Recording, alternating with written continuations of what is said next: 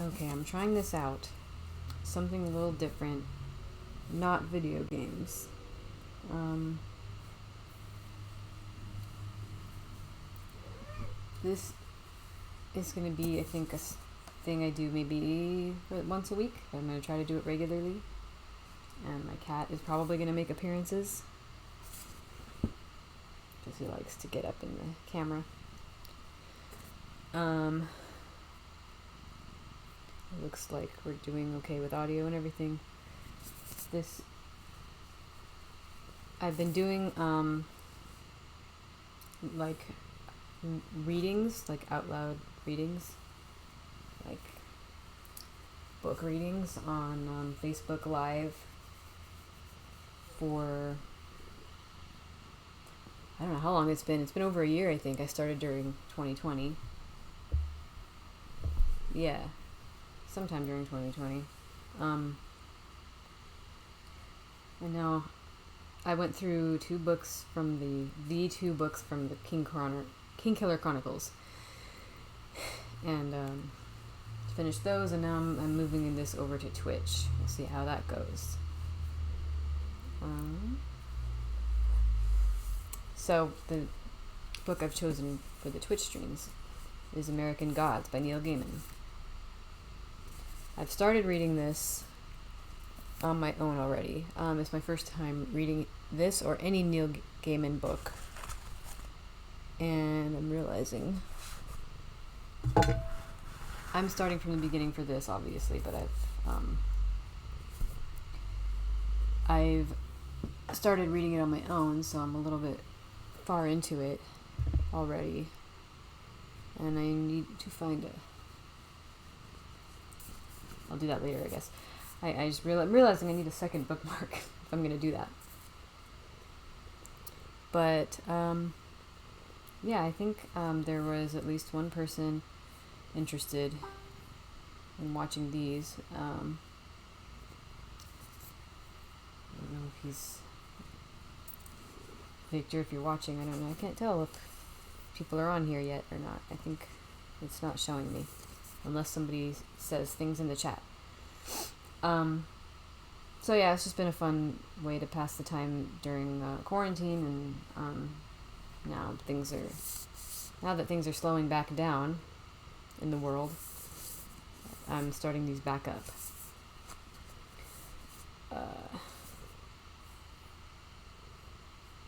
Let me check and see if it's worth starting already, or if I should still wait. Let's see if more people will join, because I don't want to I don't know, I want to start if people are going to join. I don't want to start before they get here, but I might just be talking to myself tonight, which is fine. I'm just kind of testing the waters here. Let's see.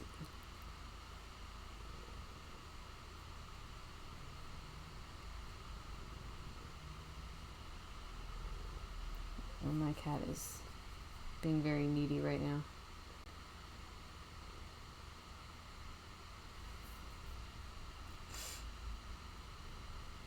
Sweet.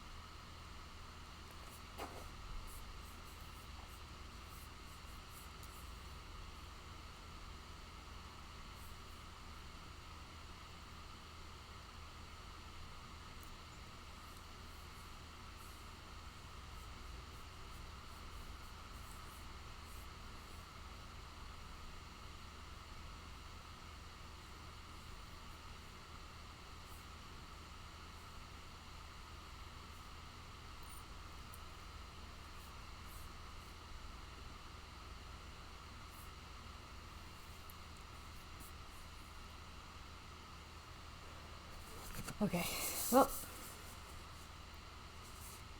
I'm gonna go ahead and start, because it's been like 6 minutes already. Okay.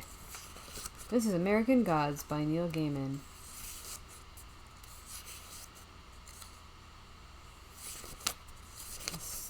So I'll get to the beginning of this. Part 1, Shadows. Chapter 1.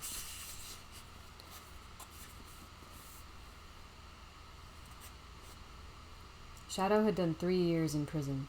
He was big enough and looked don't fuck with me enough that his biggest problem was killing time.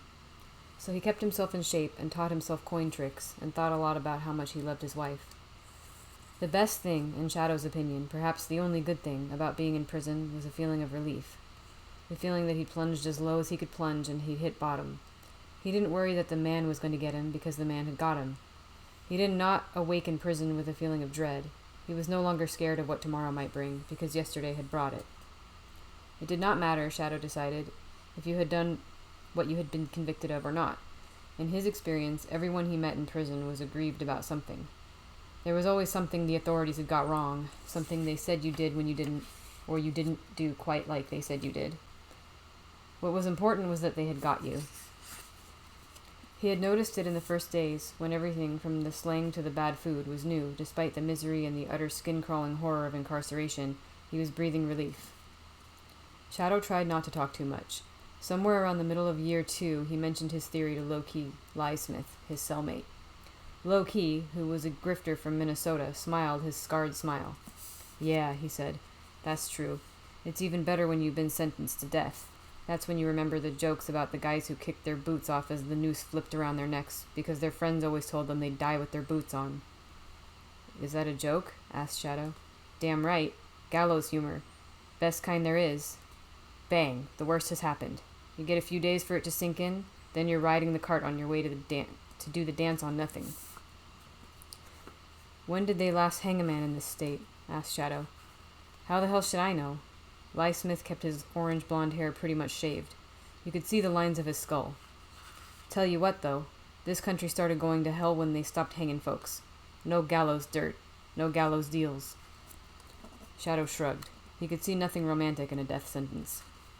If you didn't have a death sentence, he decided, then prison was, at best, only a temporary reprieve from life, for 2 reasons. First, life creeps back into prison. There are always places to go further down, even when you've been taken off the board. Life goes on, even if it's life under a microscope or life in a cage. And second, if you just hang in there, someday they're going to have to let you out.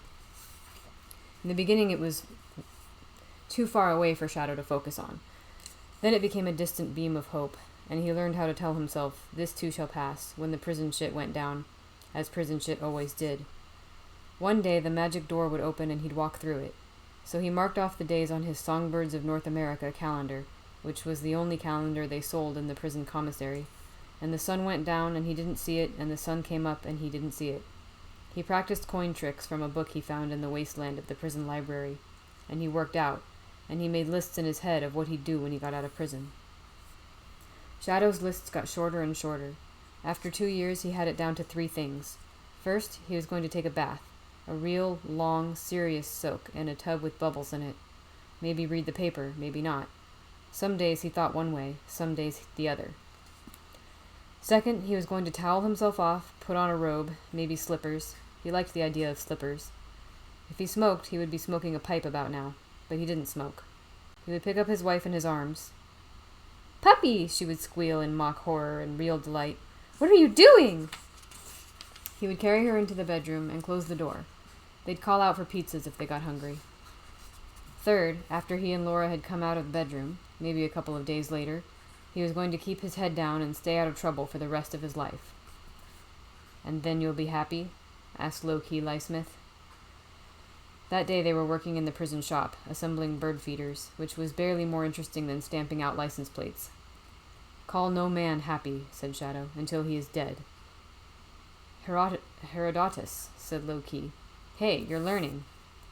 "Who the fuck's Herodotus?" asked the Iceman, sliding together the sides of a bird feeder and passing it to Shadow, who bolted and screwed it tight. "Dead Greek," said Shadow. "My last girlfriend was Greek," said the Iceman. "The shit her family ate, you would not believe. like rice wrapped in leaves, shit like that. The Iceman was the same size and shape as a Coke machine, with blue eyes and hair so blonde it was almost white. He had beaten the crap out of some guy who had made the mistake of copping a feel of his girlfriend in the bar where she danced and the Iceman bounced. The guy's friends had called the police, who arrested the Iceman and ran a check on him, which revealed that the Iceman had walked from a work release program 18 months earlier. So what was I supposed to do? Asked the Iceman, aggrieved, when he had told Shadow the whole sad tale. I told him she was my girlfriend. Was I supposed to let him disrespect me like that? Was I? I mean, he had his hands all over her. Shadow had said something meaningless, like, you tell him, and left it at that. One thing he had learned early, you do your own time in prison. You don't do anyone else's time for them. Keep your head down. Do your own time. Ly Smith had loaned Shadow a battered paperback copy of Herodotus's Histories several months earlier. It's not boring. It's cool, he said, when Shadow protested that he didn't read books. Read it first, then tell me it's cool. Shadow had made a face, but he had started to read, and had found himself hooked against his will. Greeks, said the Iceman with disgust. And it ain't true what they say about them, neither. I tried giving it to my girlfriend in the ass. She almost clawed my eyes out. Ly Smith was transferred one day without warning. He left Shadow his copy of Herodotus with several actual coins hidden in the pages. 2 quarters, a penny, and a nickel. Coins were contraband. You can sharpen the edges against a stone, slice open someone's face in a fight. Shadow didn't want a weapon. Shadow just wanted something to do with his hands. Shadow was not superstitious. He did not believe in anything he could not see. Still, he could feel disaster hovering above the prison in those final weeks, just as he had felt it in the days before the robbery. There was a hollowness in the pit of his stomach, which he told himself was simply a fear of going back to the world on the outside. But he could not be sure. He was more paranoid than usual, and in prison, usual is is a survival skill. Shadow became more quiet, more shadowy than ever. He found himself watching the body language of the guards, of the other inmates, searching for a clue to the bad thing that was going to happen, as he was certain that it would. A month before he was due to be released, Shadow sat in a chilly office facing a short man with a port wine birthmark on his forehead. They sat across a desk from each other. The man had Shadow's file open in front of him, and was holding a ballpoint pen. The end of the pen was badly chewed. You cold, Shadow? Yes, said Shadow, a little. The man shrugged. That's the system, he said. Furnaces don't go on until December the 1st. Then they go off March the 1st. I don't make the rules. Social niceties done with, he ran his forefinger down the sheet of paper stapled to the inside left of the folder. You're 32 years old? Yes, sir. You look younger. Clean living. Says here you've been a model inmate. I learned my lesson, sir. Did you? Did you really? He looked at Shadow intently, the birthmark on his forehead lowering. Shadow thought about telling the man some of his theories about prison, but he said nothing. He nodded instead and concentrated on appearing properly remorseful. Says here you got a wife, Shadow. Her name's Laura. How's everything there? Pretty good. She got kind of mad at me when I was arrested, but she's come down to see me as much as she could. It's a long way to travel. We write, and I call her when I can. What does your wife do? She's a travel agent. Sends people all over the world. How'd you meet her? Shadow could not decide why the man was asking. He considered telling him it was none of his business, then said, She was my best buddy's wife's best friend. They set us up on a blind date. We hit it off. And you've got a job waiting for you? Yes, sir. My buddy Robbie, the one I just told you about. He owns the muscle farm, the place I used to train. He says my old job is waiting for me. An eyebrow raised. Really? Says he figures I'll be a big draw. Bring back some old-timers and pull in the tough crowd who want to be together, who want to be tougher. The man seemed satisfied. He chewed the end of his ballpoint pen, then turned over the sheet of paper. How do you feel about your offense? Shadow shrugged. I was stupid, he said, and meant it. The man with the birthmark sighed. He ticked off a number of items on a checklist. Then he rifled through the papers in Shadow's file. How are you getting home from here? He asked. Greyhound? Flying home. It's good to have a wife who's a travel agent. The man frowned and the birthmark creased. She sent you a ticket? Didn't need to. Just sent me a confirmation number. Electronic ticket. All I have to do is turn up at the airport in a month and show him my ID, and I'm out of here. The man nodded, scribbled one final note, Then he closed the file and put down the ballpoint pen. 2 pale hands rested on the gray desk like pink animals. He brought his hands close together, made a steeple of his forefingers, and stared at Shadow with watery hazel eyes. "You're lucky," he said. "You have someone to go back to. You got a job waiting. You can put all this behind you. You got a second chance. Make the most of it." The man did not offer to take Shadow's hand as he rose to leave, to shake Shadow's hand as he rose to leave, nor did Shadow expect him to. The last week was the worst. In some ways it was worse than the whole 3 years put together. Shadow wondered if it was the weather, oppressive, still, and cold.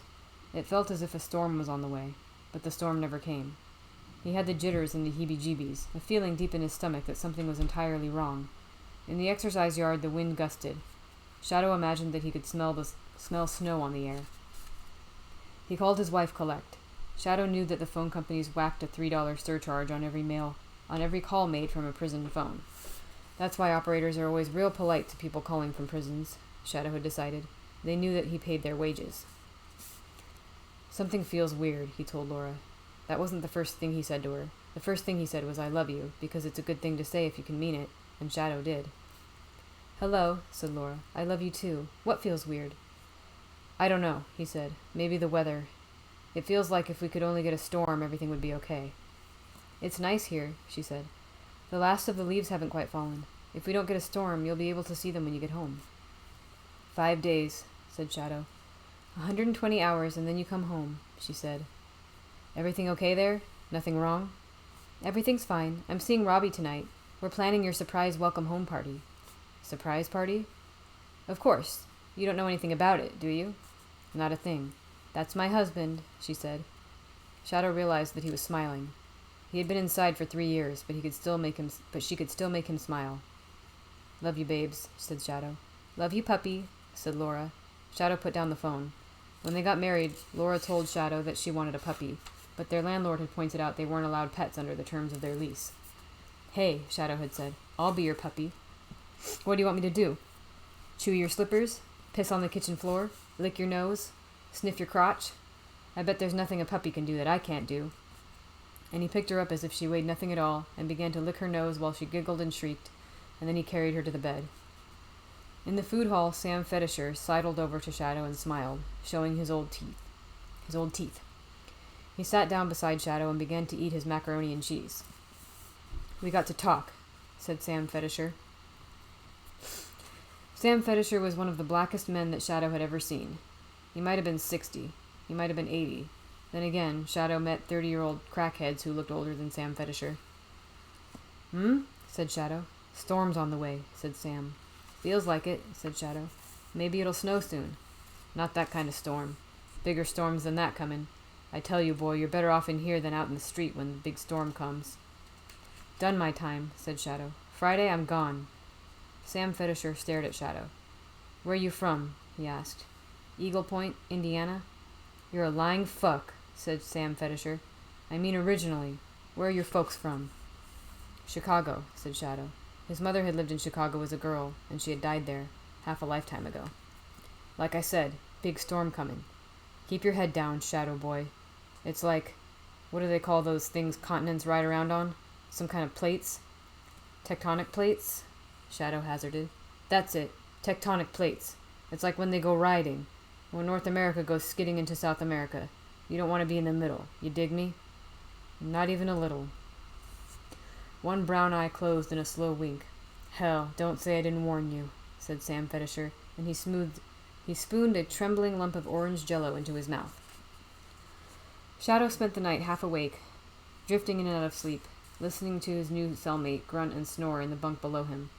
Several cells away, a man whined and howled and sobbed like an animal, and from time to time someone would scream at him to shut the fuck up. Shadow tried not to hear. He let the empty minutes wash over him, lonely and slow. 2 days to go. 48 hours, starting with oatmeal and prison coffee, and a guard named Wilson who tapped Shadow harder than he had to on the shoulder and said, "Shadow, this way." Shadow checked his conscience. It was quiet, which did not, he had observed, in a prison, mean that he was not in deep shit. The two men walked more or less side by side, feet echoing on metal and concrete. Shadow tasted fear in the back of his throat, bitter as old coffee. The bad thing was happening. There was a voice in the back of his head whispering that they were going to slap another year onto his sentence, drop him into solitary, cut off his hands, cut off his head. He told himself he was being stupid, but his heart was pounding fit to burst out of his chest. "I don't get you, Shadow," said Wilson as they walked. "What's not to get, sir?" "You're too fucking quiet. Too polite. You wait like the old guys, but you're what, 25? 28? 32, sir." "And what are you, a spick? A gypsy?" "Not that I know of, sir. Maybe. Maybe you got N-word blood in you." I'm not gonna say that. "You got N-word blood in you, Shadow?" "Could be, sir." Shadow stood tall and looked straight ahead, and concentrated on not allowing himself to be riled by this man. "Yeah, well, all I know is you fucking spook me." Wilson had sandy blonde hair and a sandy blonde face and a sandy blonde smile. "You leaving us soon?" "Hope so, sir." Sorry, my nose is irritated. "You'll be back. I can see it in your eyes. You're a fuck-up, Shadow. Now, if I had my way, none of you assholes would ever get out. We'd drop you in the hole and forget you." "Oubliette," thought Shadow, and he said nothing. It was a survival thing. He didn't answer back, didn't say anything about job security for prison guards, debate the nature of repentance or rehabilitation or rates of recidivism. He didn't say anything funny or clever, and to be on the safe side when he was talking to a prison official, whenever possible, he didn't say anything at all. Speak when you're spoken to. Do your own time. Get out. Get home. Have a long hot bath. Tell Laura you love her. Rebuild a life. They walked through a couple of checkpoints. Wilson showed his ID each time. Up a set of stairs, and they were standing outside the prison warden's office. Shadow had never been there before, but he knew what it was. It had the prison warden's name, G. Patterson, on the door in black letters, and beside the door a miniature traffic light. The top light burned red. Wilson pressed a button below the traffic light. They stood there in silence for a couple minutes. Shadow tried to tell himself that everything was all right, that on Friday morning he'd be on the plane up to Eagle Point, but he did not believe it himself. The red light went out and the green light went on, and Wilson opened the door. They went inside. Shadow had seen the warden a handful of times in the last 3 years. Once he had been showing a politician around. Shadow had not recognized the man. Once, during a lockdown, the warden had spoken to them in groups of 100, telling them that the prison was overcrowded and that since it would remain overcrowded, they had better get used to it. This was Shadow's first time up close to the man. Up close, Patterson looked worse. His face was oblong, with gray hair cut into a military bristle cut. He smelled of Old Spice. Behind him was a shelf of books, each with the word prison in the title. His desk was perfectly clean, empty but for a telephone and a tear-off-the-pages Far Side calendar. He had a hearing aid in his right ear. "Please, sit down." Shadow sat down at the desk, noting the civility. Wilson stood behind him. The warden opened a desk drawer and took out a file, placed it on his desk. "Says here you were sentenced to 6 years for aggravated assault and battery. You served 3 years. You were due to be released on Friday." "Were?" Shadow felt his stomach lurch inside him. He wondered how much longer he was going to have to serve. Another year? 2 years? All 3? All he said was, "Yes, sir." The warden licked his lips. "What did you say?" "I said yes, sir." "Shadow, we're going to be releasing you later this afternoon. You'll be getting out a couple of days early." The warden said this with no joy, as if he were intoning a death sentence. Shadow nodded, and he waited for the other shoe to drop. The warden looked down at the paper on his desk. "This came from the Johnson Memorial Hospital in Eagle Point. Your wife. She died in the early hours of this morning. It was an automobile accident. I'm sorry." Shadow nodded once more. Wilson walked him back to his cell, not saying anything. He unlocked the cell door and let Shadow in.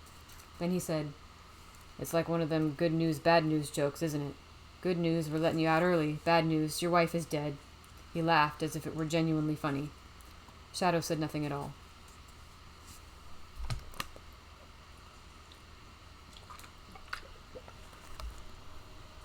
Numbly, he packed up his possessions, gave several away. He left behind Loki's Herodotus and the Book of Coin Tricks, and with a momentary pang, he abandoned the blank metal discs he had smuggled out of the workshop which had, until he had found Loki's change in the book, served him for coins. There would be coins, real coins, on the outside. He shaved. He dressed in civilian clothes. He walked through door after door, knowing that he would never walk back through them again, feeling empty inside. The rain had started to gust from the gray sky, a freezing rain. Pellets of ice stung Shadow's face, while the rain soaked the thin overcoat as they walked away from the prison building, toward the yellow ex-school bus that would take them to the nearest city. By the time they got to the bus, they were soaked. 8 of them were leaving, Shadow thought.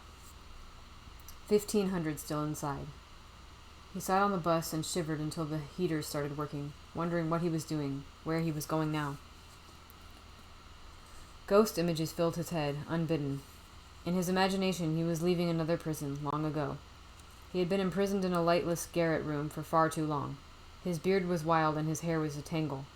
The guards had walked him down a gray stone stairway and out into a plaza filled with brightly colored things, with people and with objects. It was a market day, and he was dazzled by the noise and the color, squinting at the sunlight that filled the square, smelling the salt wet air and all the good things of the market, and on his left the sun glittered from the water. The bus shuddered to a halt at a red light. The wind howled about the bus, and the wipers slooshed heavily back and forth across the windshield, smearing the city into a red and yellow neon wetness. It was early afternoon, but it looked like night through the glass. "Shit," said the man in the seat behind Shadow, rubbing the condensation from the window with his hand, staring at a wet figure hurrying down the sidewalk. "There's pussy out there." Shadow swallowed. It occurred to him that he had not cried yet, had in fact felt nothing at all. No tears, no sorrow, nothing. He found himself thinking about a guy named Johnny Larch he'd shared a cell with when he'd first been put inside, who told Shadow how he'd once got out after 5 years behind bars, with $100 and a ticket to Seattle, where his sister lived. Johnny Larch had got to the airport, and he handed his ticket to the woman on the counter, and she asked to see his driver's license. He showed it to her. It had expired a couple of years earlier. She told him it was not valid as ID. He told her it might not be valid as a driver's license, but it sure as hell was fine identification, and it had a photo of him on it, and his height and his weight, and damn it, who else did she think he was if it wasn't him? She said she'd thank him to keep his voice down. He told her to give him a fucking boarding pass or she was going to regret it, and that he wasn't going to be disrespected. You don't let people disrespect you in prison. Then she pressed a button, and a few moments later the airport security showed up, and they tried to persuade Johnny Larch to leave the airport quietly, and he did not wish to leave, and there was something of an altercation. The upshot of it all was that Johnny Larch never actually made it to Seattle, and he spent the next couple days in town in bars, and when his $100 was gone, he held up a gas station with a toy gun for money to keep drinking, and the police finally picked him up for pissing in the street. Pretty soon he was back inside, serving the rest of his sentence and a little extra for the gas station job. And the moral of this story, according to Johnny Larch, was this: don't piss off people who work in airports. Are you sure it's not something like kinds of behavior that work in a specialized environment such as prison can fail to work and in fact become harmful when used outside such an environment? Said Shadow, when Johnny Larch told him the story. No, listen to me. I'm telling you, man, said Johnny Larch. Don't piss off those bitches in airports. Shadow half smiled at the memory. His own driver's license had several months still to go before it expired. Bus station. Everybody out. The building stank of piss and sour beer. Shadow climbed into a taxi and told the driver to take him to the airport. He told him that there was an extra $5 if he could do it in silence. They made it in 20 minutes and the driver never said a word. Then Shadow was stumbling through the brightly lit airport terminal. Shadow worried about the whole e-ticket business. He knew he had a ticket for a flight on Friday, but he didn't know if it would work today. Anything electronic seemed fundamentally magical to Shadow, and liable to evaporate at any moment. He liked things he could hold and touch. Still, he had his wallet back in his possession for the first time in 3 years, containing several expired credit cards and one Visa card, which he was pleasantly surprised to discover didn't expire until the end of January. He had a reservation number, and he realized he had the certainty that once he got home everything would somehow be right once more. Laura would be fine again. Maybe it was some kind of scam to spring him a few days early. Or perhaps it was a simple mix-up. Some other Laura Moon's body had been dragged from the highway wreckage. Lightning flickered outside the airport, through the window's walls. Shadow realized he was holding his breath, waiting for something. A distant boom of thunder. He exhaled. A tired white woman stared at him from behind the counter. Hello, said Shadow. You're the first strange woman I've spoken to in the flesh in 3 years. I've got an e-ticket number. I was supposed to be traveling on Friday, but I have to go today. There was a death in my family. I'm sorry to hear that. She tapped at the keyboard, stared at the screen, tapped again. No problem. I've put you on the 3:30. It may be delayed because of the storm, so keep an eye on the screens. Checking any baggage? He held up a shoulder bag. I don't need to check this, do I? No, she said. It's fine. Do you have any picture ID? Shadow showed her his driver's license. Then he assured her that no one had given him a bomb to take onto the plane, and she, in return, gave him a printed boarding pass. Then he passed through the metal detector while his bag went through the X-ray machine. It was not a big airport, but the number of people just wandering, amazed him. He watched people put down bags casually, observed wallets stuffed into back pockets, saw purses put down, unwatched, under chairs. That was when he realized he was no longer in prison. 30 minutes to wait until boarding. Shadow bought a slice of pizza and burned his lip on the hot cheese. He took his change and went to the phones. Called Robbie at the mussel farm, but the machine answered. Hey, Robbie, said Shadow. They tell me that Laura's dead. They let me out early. I'm coming home. Then, because people do make mistakes, he'd seen it happen, he called home and listened to Laura's voice. Hi, she said. I'm not here or I can't come to the phone. Leave a message and I'll get back to you. And have a good day. Shadow couldn't bring himself to leave a message. He sat in a plastic chair by the gate and held his bag so tight that he hurt his hand. He was thinking about the first time he had ever seen Laura. He hadn't even known her name then. She was Audrey Burton's friend. He had been sitting with Robbie in a booth at Chi-Chi's, talking about something, probably how one of the other trainers had just announced she was opening her own dance studio, when Laura had walked in a pace or so behind Audrey, and Shadow had found himself staring. She had long chestnut hair and eyes so blue Shadow mistakenly thought she was wearing tinted contact lenses. She had ordered a strawberry daiquiri and insisted that Shadow taste it, and laughed delightedly when he did. Laura loved people to taste what she tasted. He had kissed her goodnight that night, and she had tasted of strawberry daiquiris, and he had never wanted to kiss anyone else again. A woman announced that his plane was boarding, and Shadow's row was the first to be called. He was in the very back, an empty seat beside him. The rain pattered continually against the side of the plane. He imagined small children tossing down dried peas by the handful from the skies. As the plane took off, he fell asleep.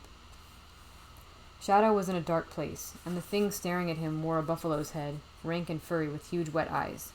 Its body was a man's body, oiled and slick. Changes are coming, said the buffalo without moving its lips. There are certain decisions that will have to be made. Firelight flickered from wet cave walls. Where am I? Shadow asked. In the earth and under the earth, said the buffalo man. You are where the forgotten wait. His eyes were liquid black marbles, and his voice was a rumble from beneath the world. He smelled like wet cow. Believe, said the rumbling voice. If you're to survive, you must believe. Believe what? Asked Shadow. What should I believe? He stared at Shadow, the buffalo man, and he drew himself up huge, and his eyes filled with fire. He opened his spit-flecked buffalo mouth, and it was red inside with flames that burned inside him, under the earth. Everything! Roared the buffalo man. The world tipped and spun, and Shadow was on the plane once more, but the tipping continued. In the front of the plane, a woman screamed half-heartedly. Lightning burst in blinding flashes around the plane. The captain came on the intercom to tell them that he was going to try and gain some altitude to get away from the storm. The plane shook and shuddered, and Shadow wondered coldly and idly if he was going to die. It seemed possible, he decided, but unlikely. He stared out of the window and watched the lightning illuminate the horizon. Then he dozed once more, and he dreamed he was back in prison, and low-key had whispered to him in the food line that someone had put out a contract on his life, but that Shadow could not find out who or why, and then when he woke up they were coming in for a landing. He stumbled off the plane, blinking and waking. All airports, he had long ago decided, look very much the same. It doesn't actually matter where you are. You are in an airport. Tiles and walkways and restrooms, gates and newsstands and fluorescent lights. This airport looked like an airport. The trouble is, this wasn't the airport he was going to. This was a big airport with way too many people and way too many gates. The people had the glazed, beaten look you only see in airports and prisons. If hell is other people, thought Shadow, then purgatory is airports. Excuse me, ma'am? The woman looked at him over the clipboard. Yes? What airport is this? She looked at him, puzzled, trying to decide whether or not he was joking. Then she said, St. Louis? I thought this was the plane to Eagle Point. It was. They redirected it here because of the storms. Didn't they make an announcement? Probably. I fell asleep. You'll need to talk to that man over there in the red coat. The man was almost as tall as Shadow. He looked like the father from a 70s sitcom. And he tapped something into a computer and told Shadow to run to a gate on the far side of the terminal. Shadow ran through the airport, but the doors were already closed when he got to the gate. He watched the plane pull away from the gate through the plate glass. Then he explained his problem to the gate attendant, calmly, quietly, politely, and she sent him to a passenger's assistance desk, where Shadow explained that he was on his way home after a long absence and his wife had just been killed in a road accident, and that it was vitally important that he went home now. He said nothing about prison. The woman at the passenger assistance desk, short and brown with a mole on the side of her nose, consulted with another woman and made a phone call. Nope, that one's out. They've just canceled it. Then she printed out another boarding card. This will get you there, she told him. We'll call ahead to the gate and tell them you're coming. Shadow felt like a pea being flicked between 3 cups, or a card being shuffled through a deck. Again, he ran through the airport, ending up near where he had gotten off in the first place. A small man at the gate took his boarding pass.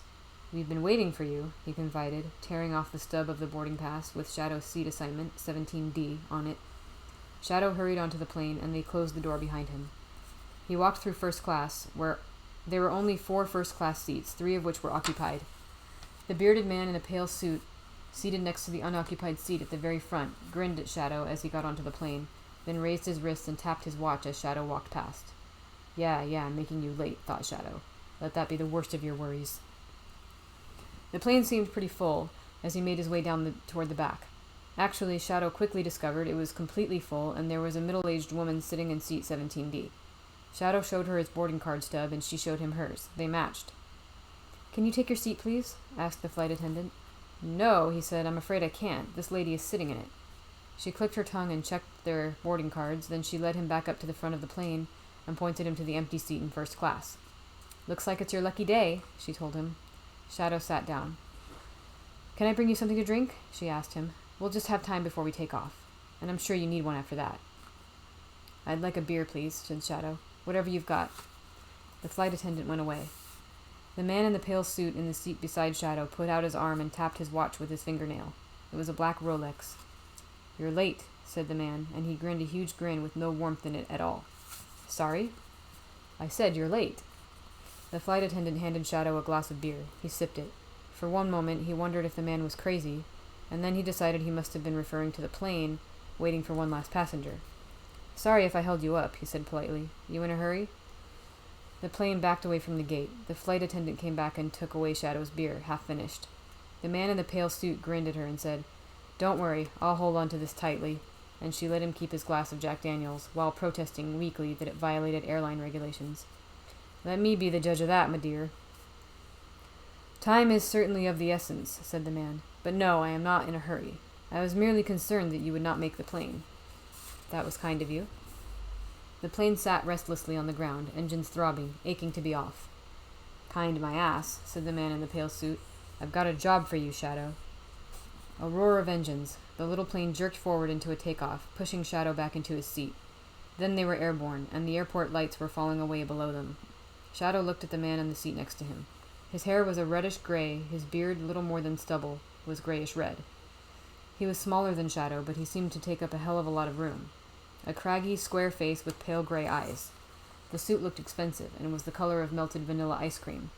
His tie was dark gray silk, and the tie pin was a tree, worked in silver, trunk, branches, and deep roots.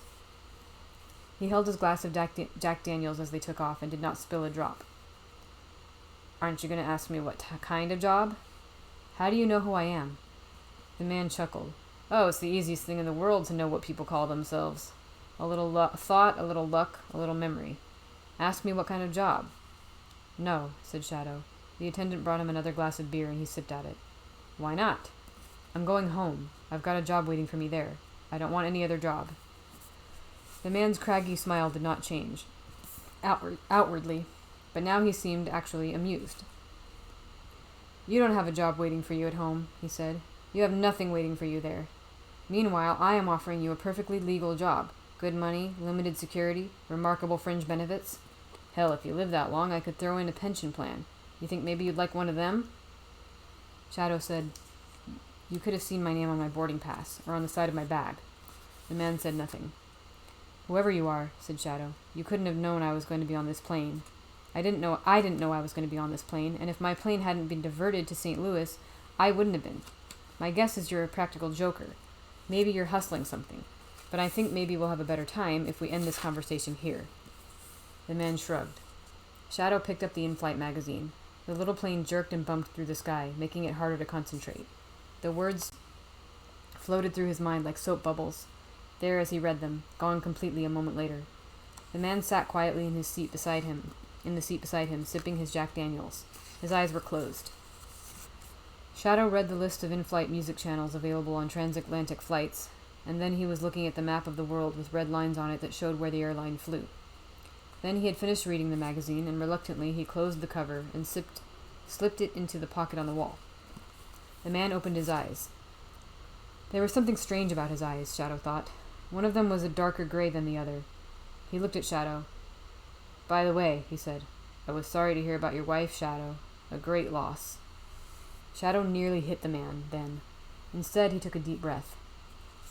"Like I said, don't piss off those bitches in airports," said Johnny Larch in the back of his mind, "or they'll haul your sorry ass back here before you can spit." He counted to 5. "So was I," he said. The man shook his head. "If it could but have been any other way," he said, and sighed. "She died in a car crash," said Shadow. "It's a fast way to go. Other ways could have been worse." The man shook his head, slowly. For a moment it seemed to Shadow as if the man was insubstantial, as if the plane had suddenly become more real while his neighbor had become less so. "Shadow," he said, "it's not a joke. It's not a trick. I can pay you better than any other job you'll find will pay you. You're an ex-con. There's not a long line of people elbowing each other out of the way to hire you." "Mr. Whoever the fuck you are," said Shadow, just loud enough to be heard over the din of the engines. "There isn't enough money in the world." The grin got bigger. Shadow found himself remembering a PBS show he had seen as a teenager about chimpanzees.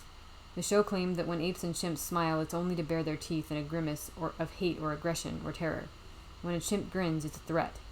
This grin was one of those.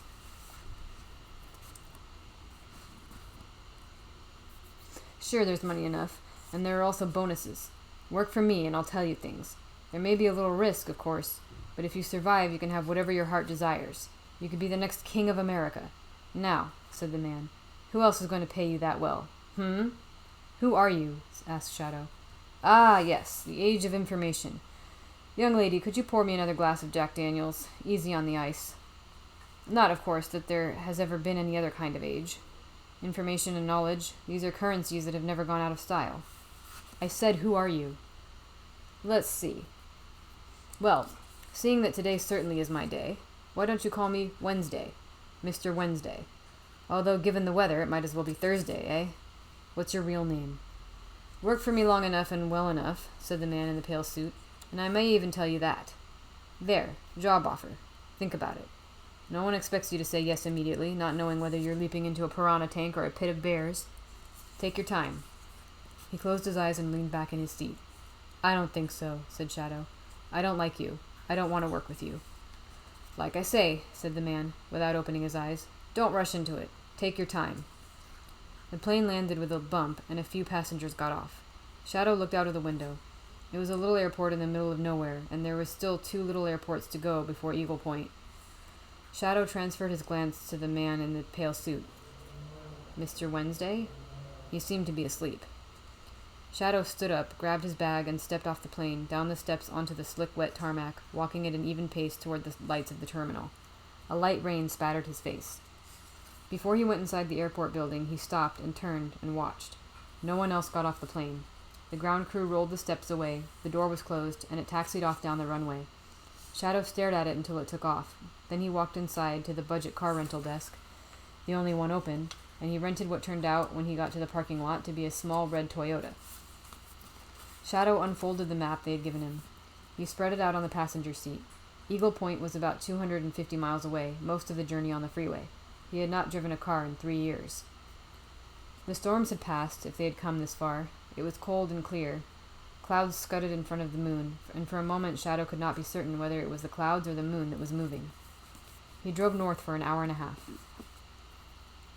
It was getting late. He was hungry, and when he realized how hungry he really was, he pulled off at the next exit and drove into the town of Nadamun, population 1301. He filled the gas tank at the Amaco, and asked the bored woman at the cash register where the best bar in the area was, somewhere that he could get something to eat. Jack's Crocodile Bar, she told him. It's west on County Road North. Crocodile Bar? Yeah, Jack says they add character.